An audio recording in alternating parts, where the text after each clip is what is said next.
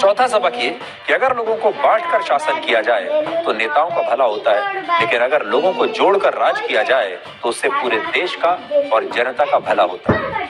आजादी के समय सिंगापुर का समाज अलग अलग समुदायों में बटा हुआ था, बिल्कुल भारत की तरह, जिनमें एक समुदाय चीन से आए लोगों का था, दूसरा मलेशिया के लोगों का था, तीसरा समुदाय भारत से आए लोगों का था, और ये सभी समुदाय एक दूसरे से काफी बटे हुए थे, कटे हुए थे, और ये अलग अलग गुट बनाकर रहते थे। जैसे चीन से आए लोग एक खास इलाके में रहते थे और मलय और भारतीय मूल के लोग बाकी के इलाकों में रहते थे, और कभी भी ये सारे समुदाय किसी मुद्दे को लेकर एकजुट नहीं होते थे, इनमें कोई एकता नहीं थी। ली चाहते थे कि वो सिंगापुर के इस बटे हुए समाज को और बांटकर अगर वो चाहते तो बड़े आराम से अपनी सरकार चला सकते थे।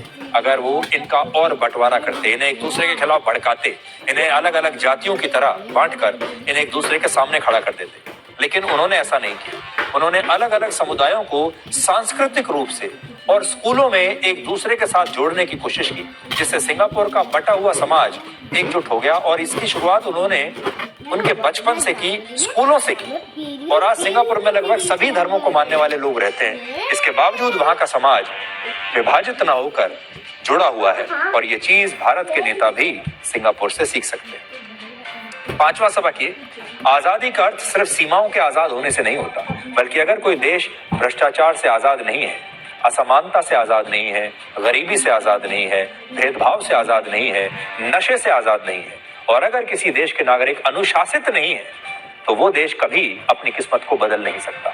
और सिंगापुर इन्हीं सारी समस्याओं से आजाद होकर आज दुनिया का इतना सफल और अमीर देश बना है। इसके अलावा सिंगापुर ने स्वच्छता के महत्व को समझा, ऐसे कानून बनाए जो दुनिया के लिए एक मिसाल है। सिंगापुर में लोग च्युइंगम नहीं खा सकते। अगर कोई व्यक्ति पब्लिक टॉयलेट में फ्लश नहीं करता तो उस पर 3 लाख रुपए का जुर्माना है।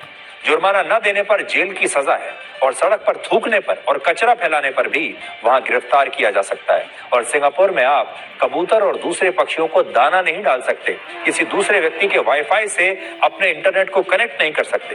ये सारे नियम सिंगापुर में इसलिए बने ताकि लोगों को अनुशासन के साथ, ईमानदारी के साथ क्वालिटी ऑफ लाइफ का सही अर्थ समझ में आए। लेकिन सोचिए, क्या भारत को सिंगापुर बनाने के लिए हमारी सरकार, हमारे देश के नेता, इनमें से कोई भी कानून क्या इस देश में लागू कर सकते हैं?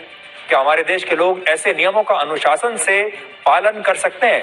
मान लीजिए सरकार ने कर भी दिया, हमारे देश के लोग मानेंगे?